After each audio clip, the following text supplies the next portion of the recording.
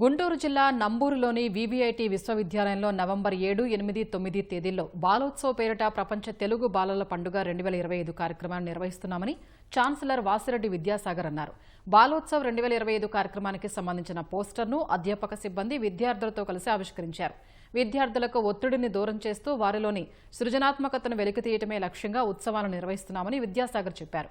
చిత్రలేఖనం, తెలుగు పద్యం, వక్తృత్వం, శాస్త్రీయ సంగీతం, నృత్యం, తెలుగులోనే మాట్లాడుదాం, వేషధారణ వంటి పోటీలు ఉంటాయని వీవీఐటీ విద్యార్థులు తెలిపారు. 3 రోజుల పాటు సాగే ఈ ప్రపంచ తెలుగు బాలల పండుగ కార్యక్రమంలో విద్యార్థులు పాల్గొని విజయవంతం చేయాలని నిర్వాహకులు కోరారు. మేము చిల్డ్రన్స్ డే పెడదాం అనుకుంటా ఉన్నాం.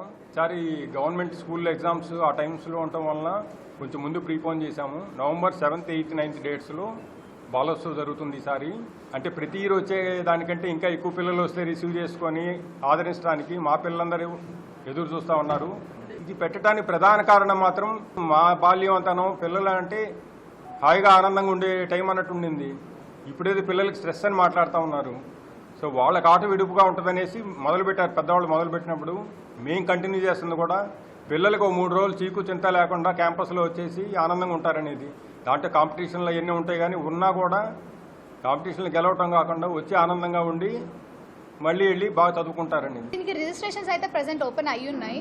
ఈ బాలోత్సవ్కి రిజిస్ట్రేషన్ కూడా కంప్లీట్లీ ఫ్రీ, ఎటువంటి ఛార్జ్ తీసుకోరు. అకామిడేషన్కి కానివ్వండి, ఫుడ్కి లేదంటే ట్రాన్స్పోర్టేషన్కి దేనికి ఛార్జ్ చేయరు.